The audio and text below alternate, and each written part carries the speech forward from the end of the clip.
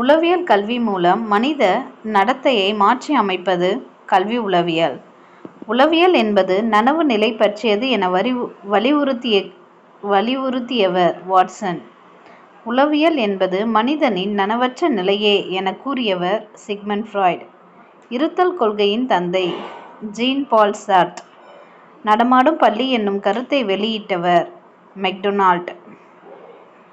பள்ளி இணைப்பு திட்டத்தை பரிந்துரைத்த குழு கோத்தாரி குழு. டிஸ்கவரி ஆஃப் த சைல்ட் என்ற நூலின் ஆசிரியர் Maria Montessori. Education for a better social order என்ற நூலின் ஆசிரியர் ரஸ்லஸ்.